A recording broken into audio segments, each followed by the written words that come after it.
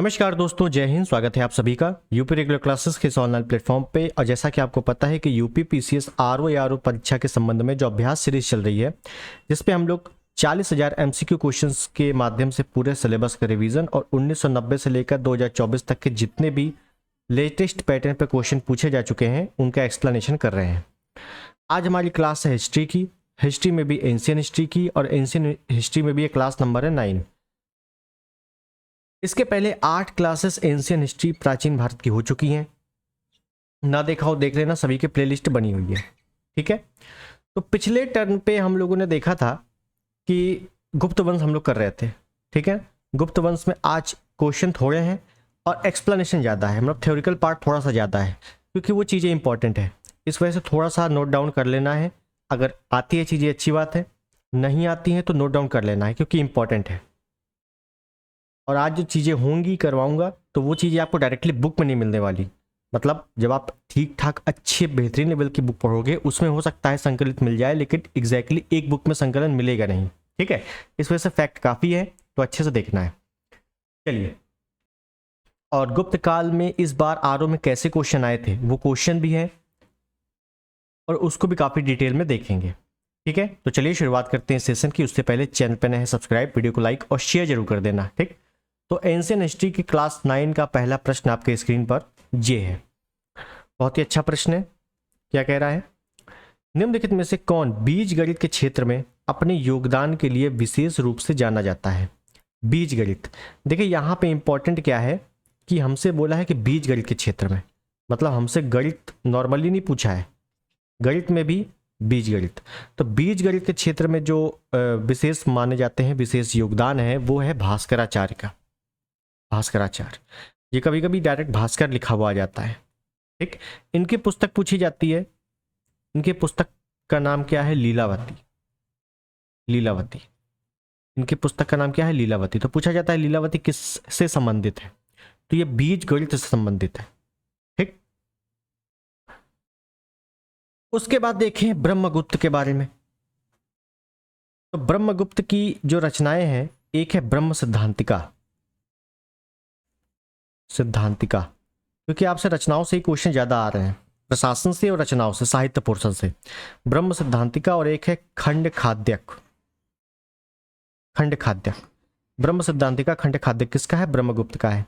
अब ब्रह्म सिद्धांतिका खंड खाद्यक को, इन दो ग्रंथों को मोहम्मद बिन तुगलक, सॉरी तुगलक बोल रहा हूं, मोहम्मद बिन कासिम, आपको याद अरब आक्रमण होता है और मोहम्मद बिन कासिम भारत आता है, युद्ध करता है।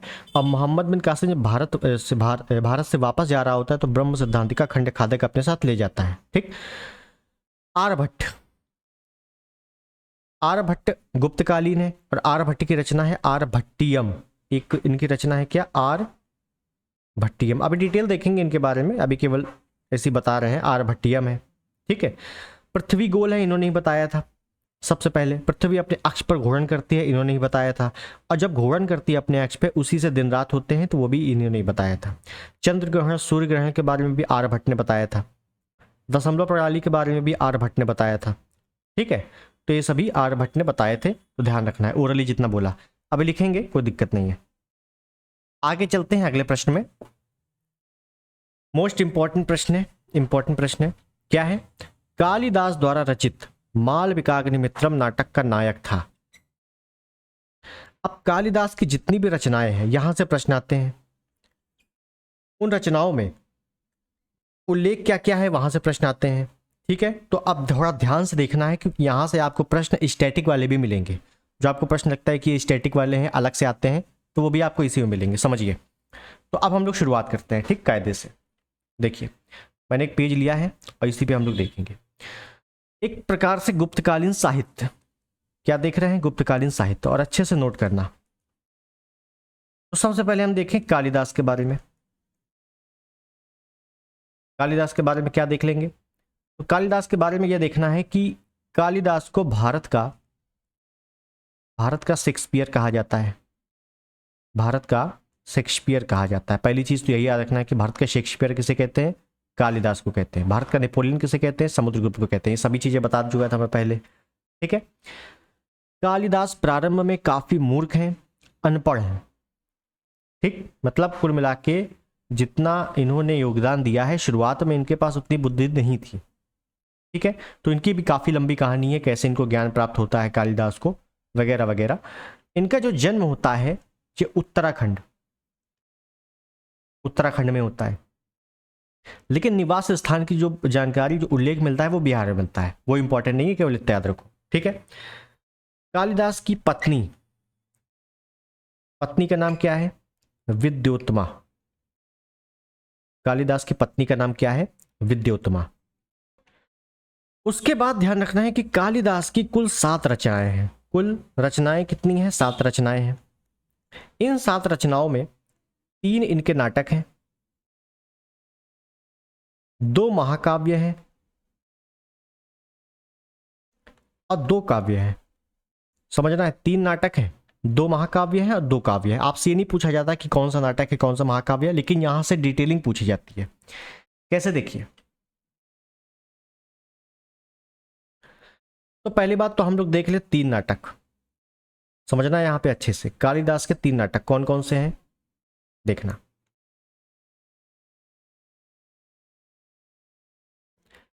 तो पहला जो नाटक है उसका नाम है मालविकाग्नि अग्निमित्रम। मालविकाग्निमित्रम। और आपसे या तो डायरेक्टली पूछ लिया जाता है कि ये बताइए मालविकाग्निमित्रम किसकी है, और या तो मालविकाग्निमित्रम के बारे में थोड़ी सी चीजें पूछ ली जाती हैं, क्योंकि अच्छा पेपर होने वाला है इस बार। अगर 2-3 शिफ्ट में हुआ तो हो सकता है ये सब चीजें पूछ ली जाए, इस वजह से ध्यान रखना है। मालविकाग्निमित्रम है। उसके बाद एक रचना है इनकी विक्रमोर्वशीय। विक्रमोर्वशीय। और एक जो नाटक है उसका नाम है अभिज्ञान शकुंतलम। ये तो सुना होगा, काफी फेमस है, अभिज्ञान शकुंतलम। ठीक, आप समझिए यहां पे इनके 3 नाटक हो गई है। ठीक है, क्या पूछेगा? पहले तो पूछ लेगा कि बताइए सर्ग या अध्याय कितने हैं। तो मालविकाग्निमित्रम में 5 सर्ग हैं। सर्ग मतलब अध्याय। ठीक है, विक्रमोर्वशीय में भी 5 सर्ग हैं, और अभिज्ञान शकुंतलम में 7 सर्ग हैं। कितने हैं? 7 सर्ग। जिसे आपसे पूछ लिया जाता है कि राज तरंगिणी में कितने तरंग हैं? 8 तरंग हैं, है ना। तो इस प्रकार से थोड़ी थोड़ी चीजें डिटेल पूछ ली जाती हैं। 5 सर्ग हैं, चलो ठीक है। मालविकाग्निमित्रम में उल्लेख किसका है? अब देखो, शब्द को तोड़ो, कुछ रटने की आवश्यकता नहीं है। मालविकाग्निमित्रम को ही शब्द को तोड़ो। मालविकाग्निमित्रम, अग्निमित्रम आ रहा है क्या? अग्निमित्र। तो शुंग वंश का संस्थापक कौन है? पुष्यमित्र शुंग। पुष्यमित्र शुंग का एक पुत्र है जिसका नाम है अग्निमित्र। पुष्यमित्र शुंग का पुत्र अग्निमित्र। तो शुंग वंश का अग्निमित्र हो गया। और मालव वंश, यह मालव देश की एक राजकुमारी है। मालव देश की कौन है? राजकुमारी। इस राजकुमारी का नाम है मालविका।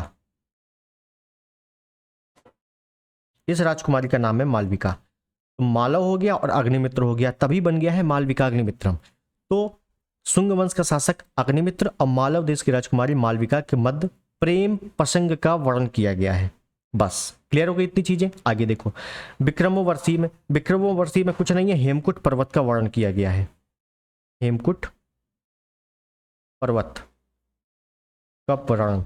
अगर आपसे पूछेगा कि कालिदास की किस रचना में हेमकूट पर्वत का वर्णन किया गया है, तो विक्रमोर्वशीय में। ठीक है, और अभिज्ञान शकुंतलम में आपको पता है कि शकुंतला और दुष्यंत का एक पुत्र होता है जिसका नाम है भरत। उसी के नाम पे आगे चल के देश का नाम पड़ जाता है भारत। इसका उल्लेख अभिज्ञान शकुंतलम में है। इतनी बात हो गई क्लियर। मेरे हिसाब से यहां तक आपको कोई भी दिक्कत नहीं हुई होगी। ठीक, ये 3 नाटक हो गए। उसके बाद 3 नाटक के बाद 2 महाकाव्य हैं।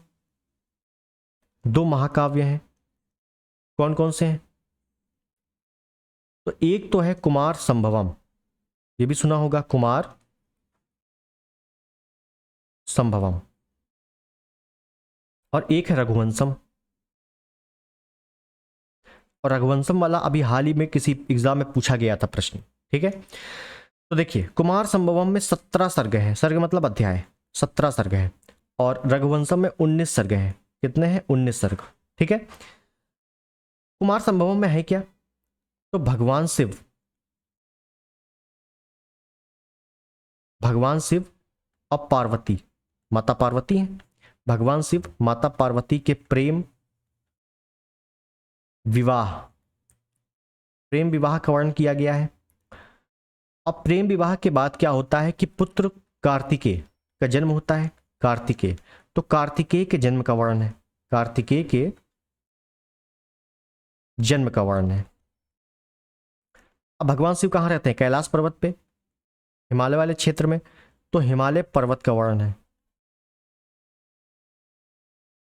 हिमालय पर्वत का वर्णन किसमें किया गया है? कुमार संभवम में। याद रखना है, भगवान शिव पार्वती के प्रेम प्रसंग के बाद जो पुत्र होता है कार्तिकेय, उसका वर्णन है, और हिमालय पर्वत का वर्णन किसमें? कुमार संभवम में। ठीक है, ध्यान रहेगा। उसके बाद रघुवंशम में क्या है? रघुवंशम में ध्यान रख लेना है कि इक्ष्वाकु वंश के बारे में मैंने आपको बताया था कि जैन धर्म का जो संस्थापक है ऋषभदेव, वो कौन है? इक्ष्वाकु वंश के ही हैं। तो इक्ष्वाकु वंश के 40 राजाओं का वर्णन किया गया है। इक्ष्वाकु वंश के 40 राजाओं का वर्णन किसमें है? रघुवंशम में। बस इतनी चीजें याद रखो, डिटेल बहुत है लेकिन एग्जाम लायक इतना काफी है। 2 महाकाव्य हो गए। उसके बाद 2 काव्य कौन कौन से हैं? हम लोगों ने 3 नाटक देख लिए, 2 महाकाव्य देख लिए, अब 2 काव्य कौन कौन से हैं? तो 2 काव्य हैं, एक है मेघदूत और एक है ऋतु संहार। मेघदूत, ऋतु संहार, ठीक है। एक है मेघदूत और एक है ऋतु संहार, समझना अच्छे से, यहां पे समझना है। तो पहले तो मेघदूत में क्या है आपका कि रामगिरी पर्वत का वर्णन किया गया है। रामगिरी पर्वत का वर्णन है और अलकापुरी रास्ते का वर्णन है। अलकापुरी रास्ते का वर्णन किया गया है। और ऋतु संहार में, तो ऋतु मतलब क्या होता है? मौसम। तो 6 ऋतुओं का वर्णन किया गया है। और आपसे क्या पूछा जाता है? सिंपल सा पूछा जाता है कि ऋतुओं का क्रम बताइए। ठीक है, अब वो सब इसी में है चीजें। तो 6 ऋतु हैं, कौन कौन से? तो क्रम अगर लगाएंगे तो हमें मिलेगा वसंत, ग्रीष्म, गर्मी, गर्मी के बाद क्या आता है? मानसून, मतलब वर्षा, बारिश होती है। वर्षा के बाद क्या आता है? सर्दी, तो शरद। बसंत, ग्रीष्म, वर्षा, शरद, हेमंत, शिशिर। ठीक है, तो ये 6 ऋतु बिल्कुल क्रम से लगे हुए हैं। क्या है? क्रम से हैं, तो इनको थोड़ा सा ध्यान दे देना है। ये आपसे कई बार पूछा गया है कि, और आरओ में ही कई बार आ चुका है कि ऋतुओं को क्रम से लगाइए। ठीक है, वो सब इसी में है, तो थोड़ा सा ध्यान रख लेना है इसके बारे में। उसके बाद एक लास्ट पॉइंट है यहाँ का, क्या? उसको हम यहाँ लिख देंगे कि एक तो रचना है क्या? एक तो रचना है अभिज्ञान शकुंतलम, अभिज्ञान शकुंतलम, और एक रचना है ऋतु संहार। इन दोनों का अंग्रेजी अनुवाद किसने किया है? इन दोनों का अंग्रेजी अनुवाद किसके द्वारा किया गया है? तो इन दोनों का अंग्रेजी अनुवाद 1792 में विलियम जोन्स द्वारा किया गया है, जिसने 1784 में एशियोटिक सोसाइटी की स्थापना की थी। मॉडर्न हिस्ट्री में पढ़ा होगा, एशियोटिक सोसाइटी की स्थापना विलियम जोन्स ने की थी 1784 में। उसी विलियम जोन्स ने अभिज्ञान शकुंतलम और ऋतु संहार का अंग्रेजी अनुवाद किया है 1792 में। क्लियर है? इतनी चीजें हो गई समाप्त। और यहां से अगर प्रश्न आएगा तो एक भी प्रश्न बाहर नहीं जाएगा, इतनी गारंटी है। अब देखिए, हम लोगों ने कालिदास की रचना देख ली जो कि गुप्त काल से संबंधित है। गुप्त काल में क्या कालिदास ही थे क्या? नहीं, और भी थे, है ना। तो उनके बारे में भी, उनकी रचनाओं के बारे में देख लेते हैं, क्योंकि अगर पूछेगा तो रचनाएं आ जाएंगी, या तो मिलान करने को या डायरेक्टली। ठीक, देखते हैं, जहां जहां डिटेल की आवश्यकता पड़ेगी वहां वहां देखते रहेंगे। तो एक जो गुप्त काल के रचनाकार हैं वो है विशाख दत्त। अब विशाख दत्त की रचना क्या है? तो इनकी रचना है, एक तो है मुद्रा राक्षस। मुद्रा राक्षस में मैंने आपको कई बार डिटेल बताया है कि मुद्रा राक्षस में गुप्त वंश का भी वर्णन है, नंदों का भी वर्णन है और मौर्य वंश का भी वर्णन है। ठीक, और एक है देवी चंद्रगुप्तम। पिछली क्लास देखी होगी तो देवी चंद्रगुप्तम की पूरी मैंने स्टोरी बताई थी आपको, क्या क्या पूछा जा सकता है। उसके बाद एक है अमर सिंह। अमर सिंह की रचना क्या है? अमरकोश, नाम से ही है अमरकोश, ठीक है ना। उसके बाद हम लिख लें एक भारवी। भारवी, भारवी की रचना क्या है? किरार तार जूनियम, किरार तार जूनियम। भारवी की रचना क्या है? किरार तार जूनियम। इस किरार तार जूनियम में है क्या? तो इसमें थोड़ा सा हम लोग लिख लेंगे अगर आ गया तो। किरात वेश में भगवान शिव व अर्जुन, किरात वेश में भगवान शिव और अर्जुन के मध्य युद्ध का वर्णन किया गया है, ठीक है। भारवी के बाद हम लोग लिख लें शूद्रक। बहुत बार आ चुका है शूद्रक का, शूद्रक के बारे में तो काफी बार आ चुका है। शूद्रक का क्या है?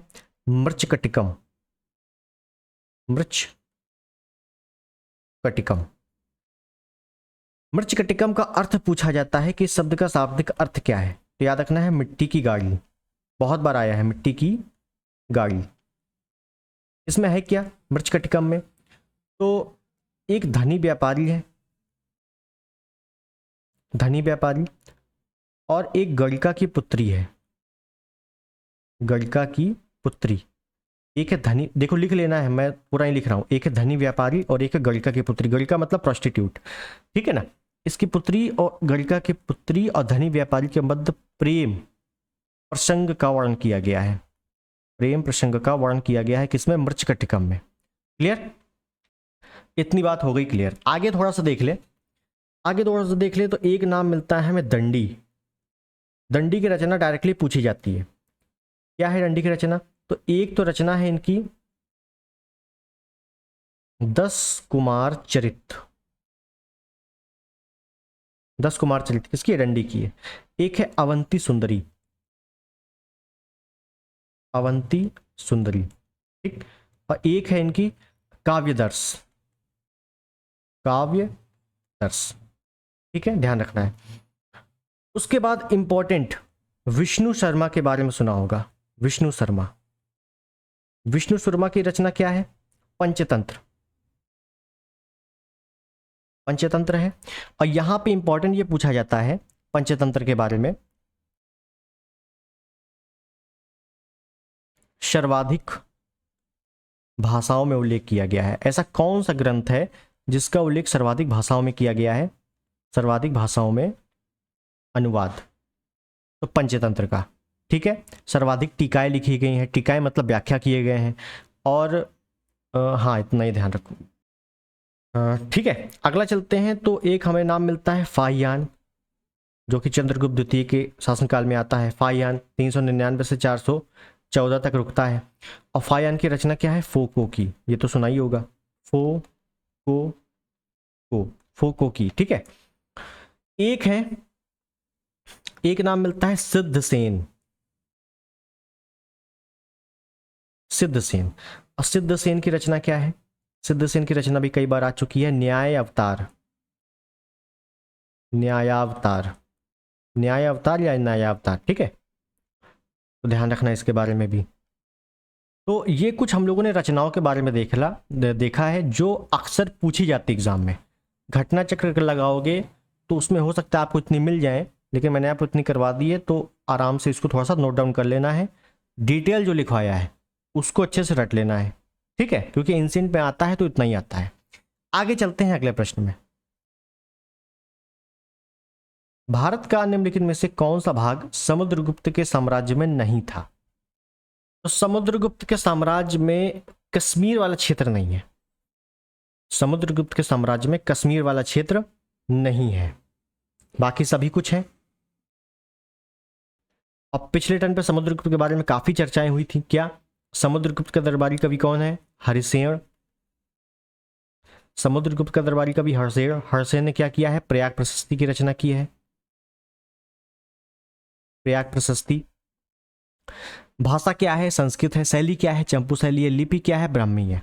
समुद्रगुप्त को भारत का नेपोलियन कहा, किसने कहा है? विंसेंट स्मिथ ने कहा है।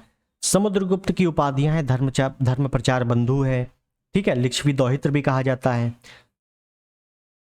उसके बाद परम क्रमांक, परम भागवत, अश्वमेधकर्ता, कविराज, ये सभी किसको कहे जाते हैं? समुद्रगुप्त को कहा जाता है। समुद्रगुप्त ने दक्षिण भारत के 12 राजाओं को पराजित किया था और दक्षिण भारत के विजय को धर्म विजय कहा है किसने? प्रोफेसर राय चौधरी ने।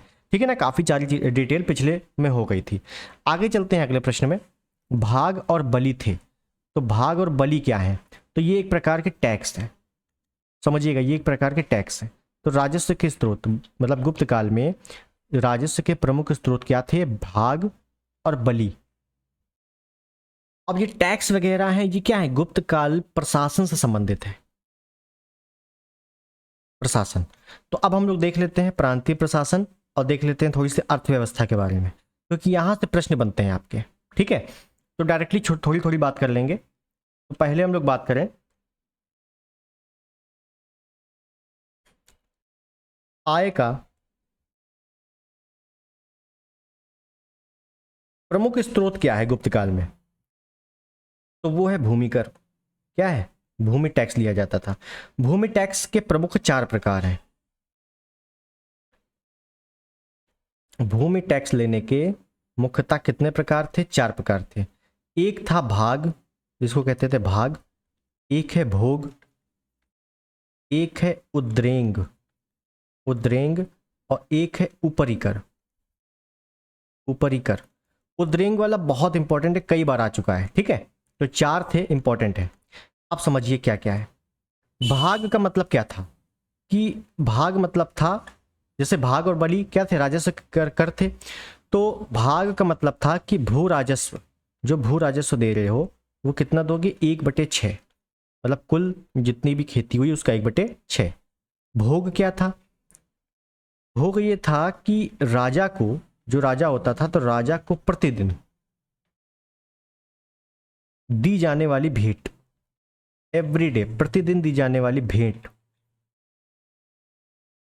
क्या कहा जाता था? भोग। उद्रेंग क्या था? उद्रेंग एक ऐसा कर था कि जो स्थायी किसानों से लिया जाता था। स्थायी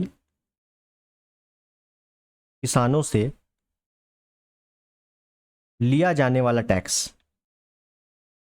स्थायी किसान का मतलब क्या है? स्थायी किसान का मतलब है कि या तो वहां पे उनके घर रहते थे कि उनको एक खेती दी जाती थी, या तो उनके खुद की खेती होती थी, उनसे जो टैक्स लिया जाता था उसको उद्रेंग कहते थे। ऊपरी कर, ऊपरी कर का मतलब था अस्थायी किसान।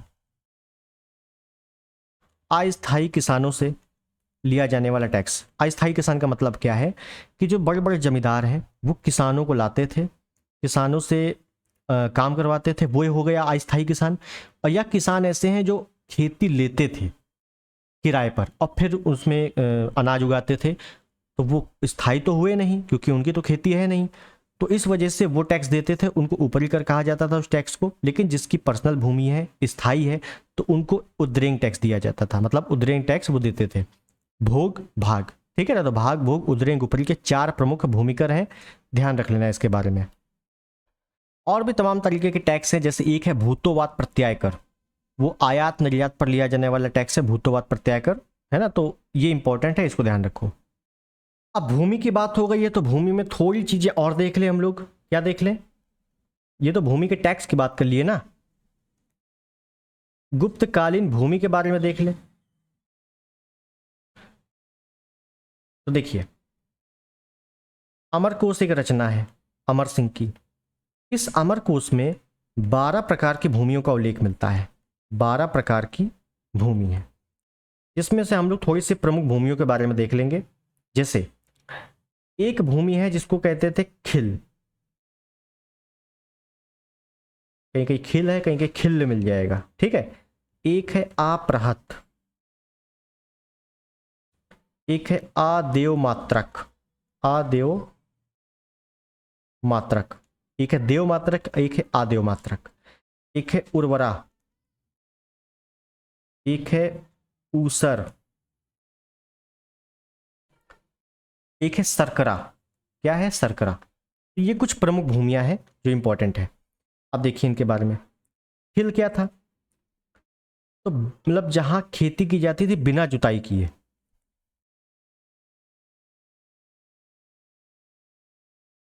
बिना जुती भूमि, ठीक है। आपराहत क्या है? जंगली भूमि,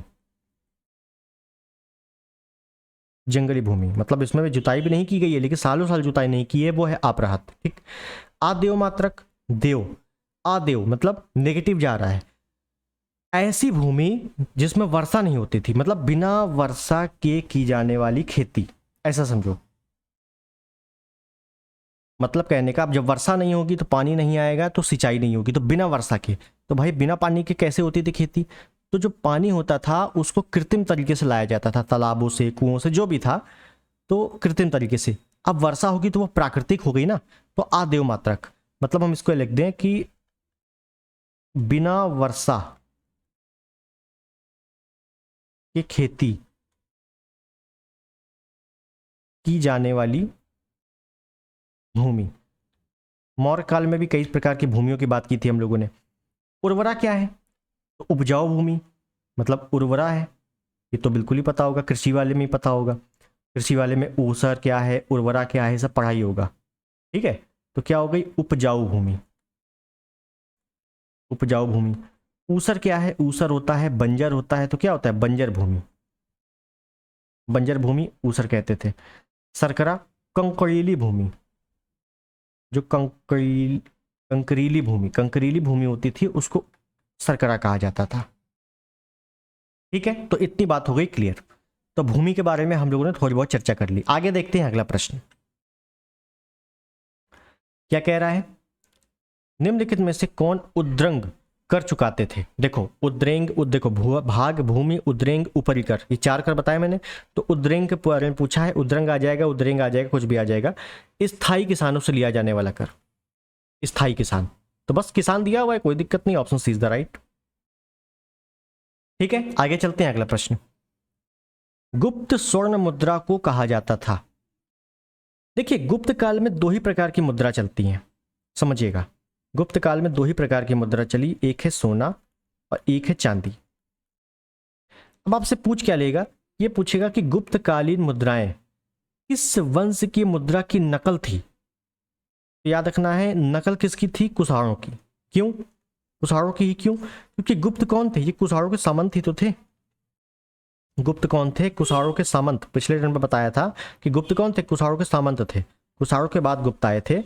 तो जो कुषाण चला रहे थे सोने के, चांदी के, तांबे के, बस इन्होंने क्या किया कि सोना चांदी फिक्स कर दिया और बस उन्हीं की नकल कर दी कायदे से। ठीक है, थोड़ा बहुत चेंजमेंट किया, लेकिन लगभग लगभग कुषाणों के ही लगभग बराबर सिक्के हुआ करते थे। इस वजह से क्वेश्चन आता है कि गुप्त काल के जो सिक्के थे किस वंश के नकल थी? तो कुषाणों की। ठीक है, तो पहली चीज तो सोने के सिक्के, चांदी के सिक्के। तो जो सोने के सिक्के हुआ करते थे उनको कहा जाता था दिनार, और जो चांदी के सिक्के थे इनको कहा जाता था रूपक। क्या कहा जाता था? रूपक। तो सोने की बात कर रहा है, स्वर्ण, दिनार हो जाएगा, option B is the right. ठीक है, लेकिन फिर भी हम लोग सिक्कों के बारे में थोड़ी सी और चर्चा करें, क्योंकि यहां से प्रश्न आते हैं। क्या पूछेगा? गुप्तकालीन सिक्के, समझिए। तो हम यहां पहले यही लिख सकते हैं कि गुप्तों ने अपने सिक्के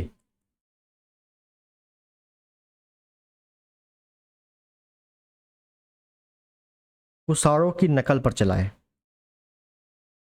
नकल पर चलाए। क्यों? क्योंकि ये कुषाणों के सामंत थे। तो कथन कारण से भी यहां प्रश्न बन सकता है। ठीक है, दूसरी चीज,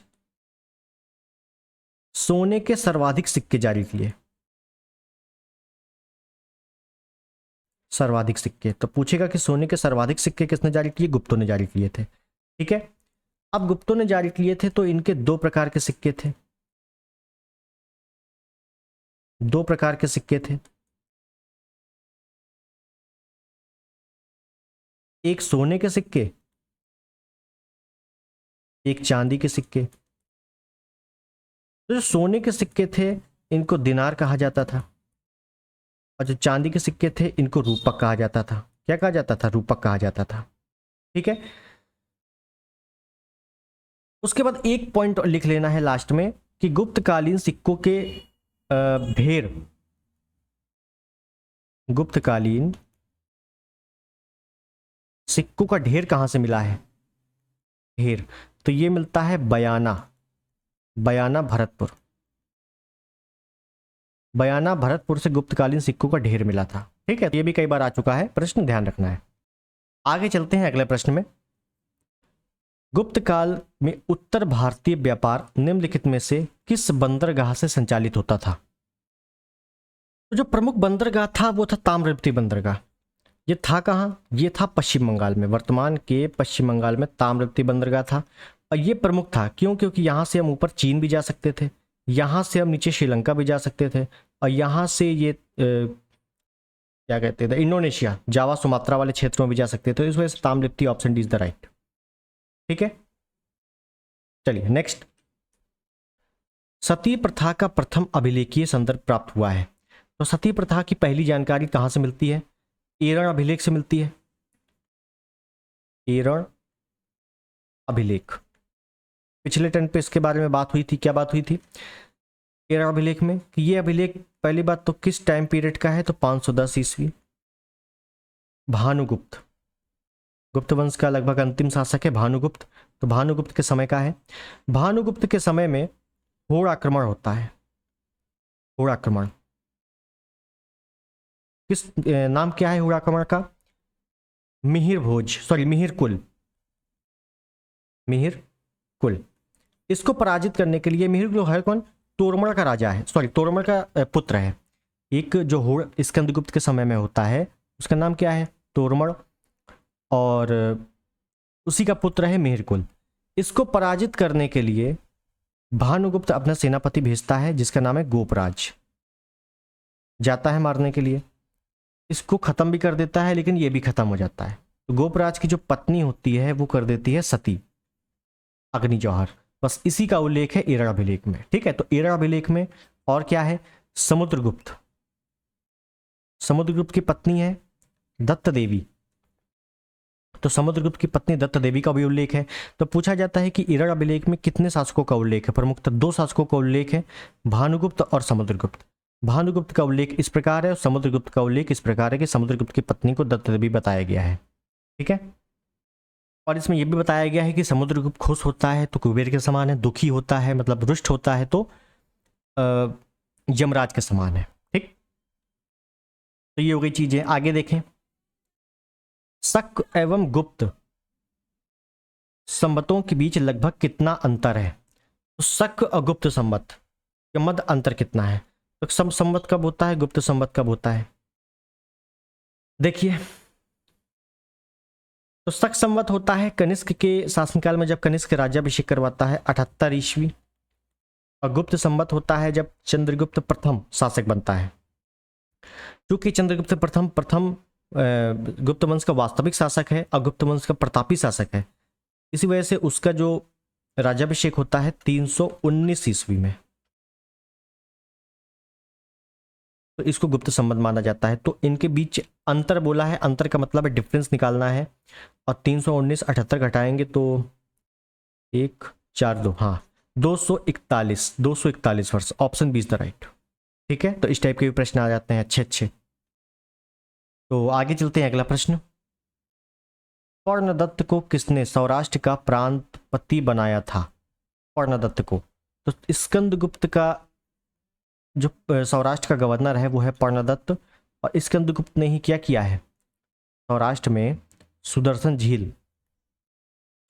झील का रिपेयरिंग करवाया, जीर्णोद्धार करवाया है। किसकी सहायता से? कर्णदत्त को आदेश देकर। ठीक है, तो ऑप्शन डी बिल्कुल सही हो जाएगा। क्लियर है? आगे चलते हैं, अगला प्रश्न। हाँ, ये देखिए, अगर आपको ये प्रश्न याद हो, आरो 11 फरवरी 2024 ये प्रश्न पूछा गया था कि निम्न में से कौन गुप्तकालीन प्रशासनिक विभाजन का सही अनुक्रम है? तो कुल मिला के मेरे कहने का यही मतलब है कि आप कोई भी वंश पढ़िए, जो बड़े बड़े वंश हैं, जैसे गुप्त हो गए, वैदिक काल हो गए, और मौर्य हो गए, या गुप्तोत्तर हो गया, दक्षिण भारत के हो गए, उनका जो प्रशासनिक वाला क्षेत्र है, प्रशासनिक, आर्ट एंड कल्चर, वहां से प्रश्न ज्यादा बन रहे हैं। जैसे यही पूछा गया था कि प्रशासनिक विभाजन कौन सा है, तो प्रशासनिक विभाजन मैंने आपको अभी नहीं करवाया है, तो देख लेंगे। मौर्य के गुप्तकालीन, देखो मौर्य वंश का मैंने प्रांतीय प्रशासन, केंद्रीय प्रशासन, प्रांतीय प्रशासन, जितना प्रशासन होना था मौर्य काल में मैंने पूरा करवाया है, ठीक है। तो यहां पे देख लेंगे गुप्तकालीन प्रांतीय प्रशासन। और जब मौर्य कालीन प्रांतीय प्रशासन करवाया था तो मैंने कहा था मौर्य काल में प्रांतों को चक्र कहा जाता है, अगर आपको याद हो तो, ठीक है। देखिए सबसे पहले नंबर पे आएगा साम्राज्य, साम्राज्य के बाद आएगा भुक्ति, भुक्ति के बाद आएगा विषय, उसके बाद आएगा विंथी,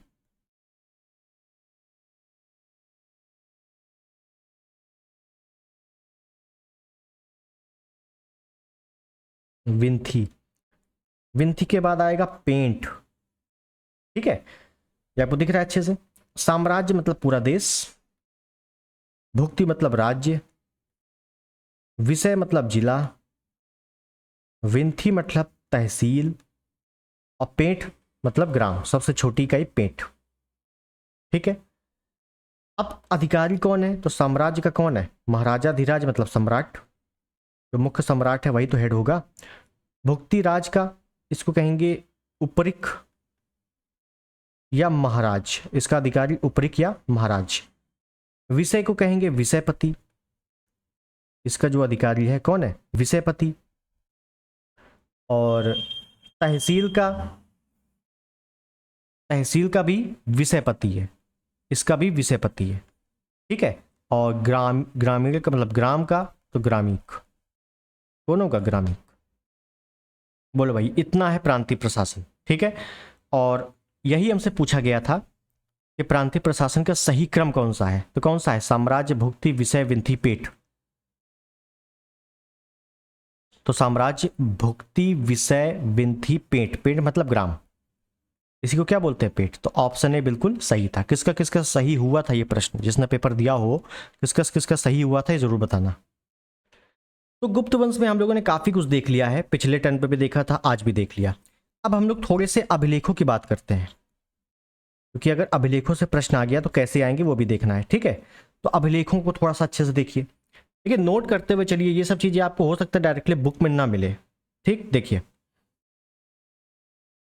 तो गुप्त वंश का पहला शासक है जो अभिलेख लगवाता है, तो पहला शासक है समुद्रगुप्त,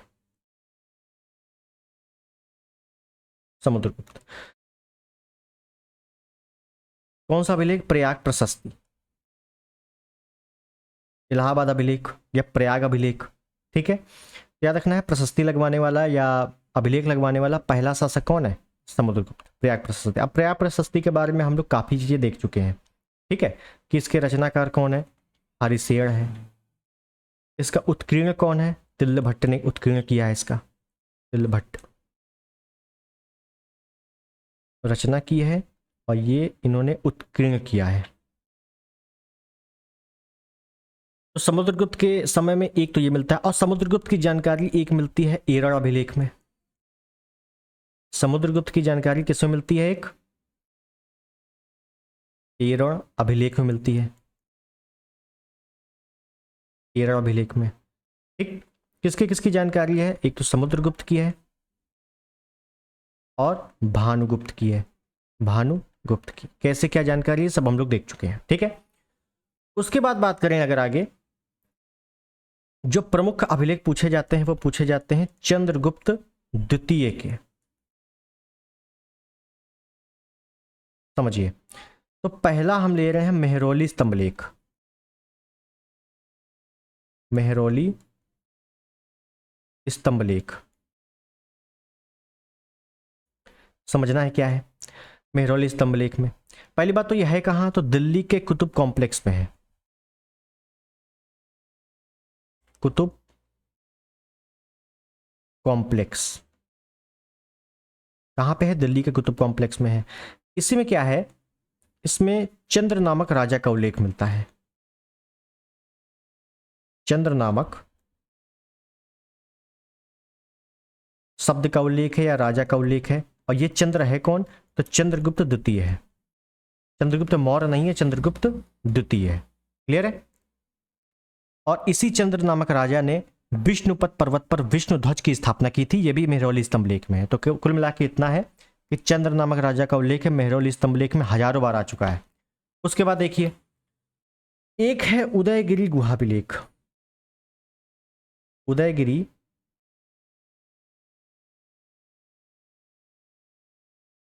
गुहाभिलेख। अब ये क्या चीज है उदयगिरी गुहाभिलेख? देखिए, पहली बात तो यह है कहां, यह है मध्य प्रदेश। कहां? विदिशा में। ठीक। इसका निर्माण किसने करवाया है? निर्माण करवाया है हरिसेन। हरिसेन का पुत्र है कौन? वीरसेन। निर्माण किसने करवाया है? हरिसेन के पुत्र वीरसेन ने इसका निर्माण करवाया है, पहली चीज। अच्छा, हरिसेन किसका समकालीन है? समुद्रगुप्त। और वीरसेन किसका हो जाएगा? समुद्रगुप्त का पुत्र कौन है? चंद्रगुप्त द्वितीय। ठीक है, तो वीरसेन के समकालीन चंद्रगुप्त द्वितीय। क्लियर हो गया। तो पहली बात तो वीरसेन का है, वीरसेन ने इसका निर्माण करवाया है, चंद्रगुप्त द्वितीय के समकालीन है। उसके बाद उदयगिरी गुहाभिलेख में क्या लिखा हुआ है कि उदयगिरी गुहाभिलेख में शिव मंदिर का निर्माण करवाया गया है। किसने? वीरसेन ने शिव मंदिर का निर्माण किया है चंद्रगुप्त द्वितीय के कहने पर। यह भी पूछा जाता है कि शिव मंदिर का निर्माण किस गुहाभिलेख में है? गुप्तकालीन के किस गुहाभिलेख में है? उदयगिरी गुहाभिलेख में है। क्लियर है।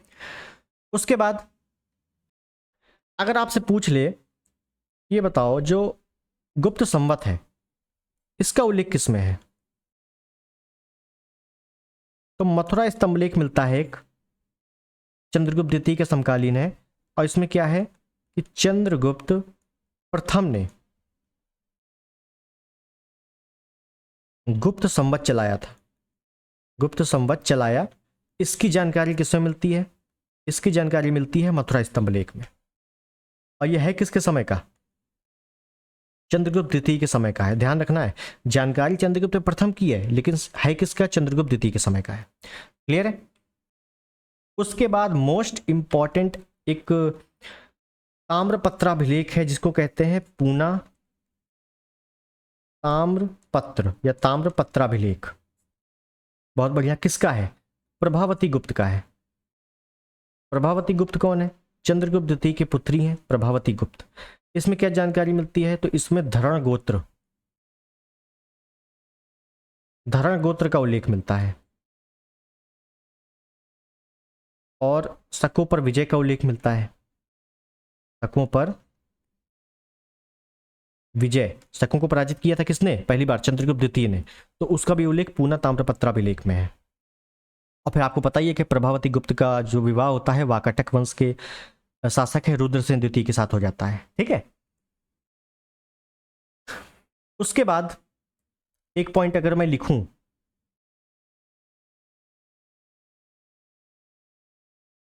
गुप्त काल में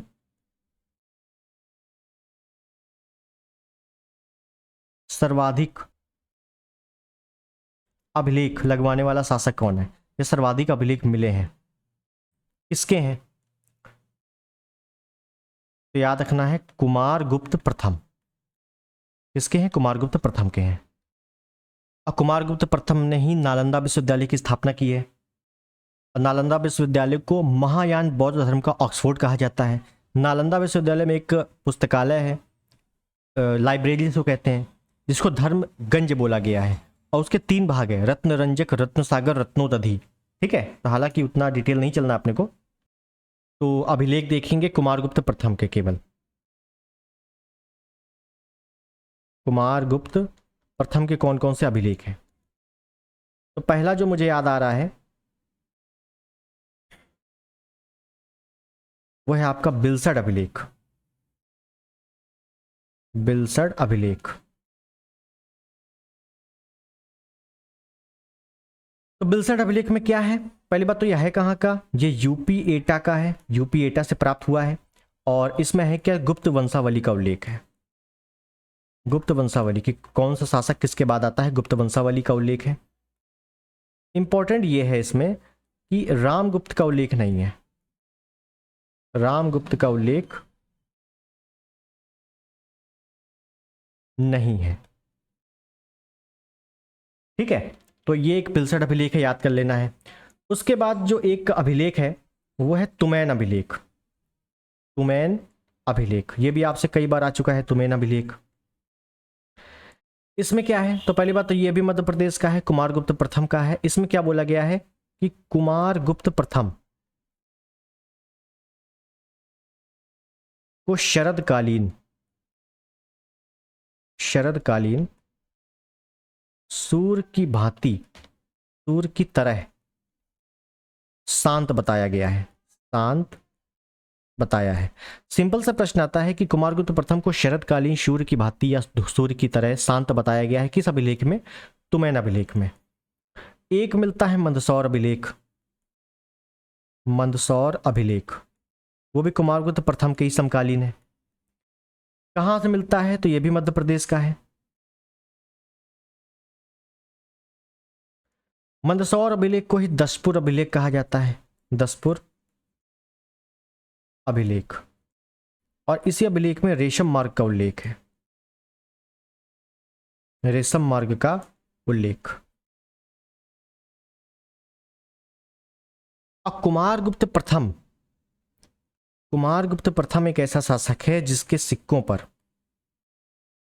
सिक्कों पर गरुड़ के बजाय मयूर का अंकन मिलता है, मयूर का अंकन। अब मयूर का अंकन मिलता है तो इससे पता लगता है कि यह शैव धर्म का भी अनुयायी था। भाई बाकी के सिक्कों पर किसका, गरुड़ का अंकन है, तो इससे पता लगता है वैसा धर्म के थे। लेकिन कुमारगुप्त प्रथम के जो सिक्के हैं उस मोर या मयूर का अंकन है, इससे पता लगता है कि वो शैव धर्म का अनुयायी था। क्लियर है? उसके बाद एक अभिलेख, भीतरी का अभिलेख या जूनागढ़ अभिलेख। 13 अभिलेख की बात कर ली हम लोग। भीतरी या जूनागढ़ का अभिलेख किसका है? स्कंदगुप्त का है, स्कंदगुप्त का। ठीक है, क्या जानकारी मिलती है, तो दो जानकारियां हैं प्रमुख। कुमारगुप्त प्रथम के अंतिम समय में पुष्यमित्रों का आक्रमण, पुष्यमित्र शुंग वो अलग है, ठीक है, ये अलग है, पुष्यमित्रों का आक्रमण। और स्कंदगुप्त के समय होड़ों का आक्रमण, ठीक है। होड़ों का आक्रमण होता है और होता ही रहता है। इसी वजह से पूछा जाता है कि क्रमिक पतन किस राजवंश में क्रमिक पतन माना जाता है। क्रमिक पतन मतलब कहने का लगातार क्रम से पतन होता रहा, क्रमिक पतन। तो गुप्त काल में ही क्रमिक पतन हुआ है, ठीक है ना। धीरे धीरे धीरे धीरे पतन होता गया और एक दिन समाप्त हो गया, ठीक। तो ये दो प्रमुख उल्लेख जो है भीतरी अभिलेख, जूनागढ़ अभिलेख में है, स्कंदगुप्त के हैं, ठीक। उसके बाद जो ये हम लोगों ने अभिलेखों की बात करी, प्रमुख अभिलेख, ठीक है। उसके बाद बात आती है गुप्त काल में क्या बोला जाता है कि मंदिर निर्माण की कला गुप्त काल से शुरू होती है। मंदिर निर्माण की कला, मंदिर निर्माण कला किस वंश से शुरू होती है? गुप्त वंश से। अब इन मंदिरों की शैलियां क्या क्या हैं, कौन कौन से मंदिर हैं और जो भारत के प्रमुख मंदिर हैं उनके बारे में, इसके लिए एक अलग से वीडियो एक बनेगा, ठीक है। क्योंकि मंदिरों से भी प्रश्न आते हैं कि कौन सा मंदिर प्रमुख है और कहाँ कहाँ मंदिर बने हैं। जैसे अजंता की गुफाओं में कौन सा मंदिर है, एलोरा में कौन सा मंदिर है, दक्षिण भारत के प्रमुख मंदिर कौन से हैं, है ना। तो उन सभी को एक सिंगल वीडियो में देख लेंगे। गुप्त काल से शुरू करेंगे और पूरे मंदिरों को लेते हुए उस वीडियो को समाप्त करेंगे। क्लियर है? तो ये चीज करेंगे हम लोग अगले टर्न पे। गुप्त काल से बहुत सारी चीजें हम लोग देख चुके हैं ऑलरेडी। तो पिछला टर्न पे जो हम लोगों ने गुप्त काल देखा था और आज जो गुप्त काल देखा, काफी कुछ देख लिया है और क्वेश्चन ऐसे ही आते हैं, ठीक है। तो इसीलिए बिल्कुल इसको क्रम में लगाते हुए जो भी आप नोट्स पढ़ रहे हो, बुक्स पढ़ रहे हो, उसमें ये ऐड ऑन जरूर कर लेना है। तो अब मंदिर निर्माण जो है वो हम लोग अगले टर्न पे देखेंगे। मिलते हैं अगले वीडियो में। आज के लिए इतना ही, तब तक के लिए नमस्कार, जय हिंद, वंदे मातरम।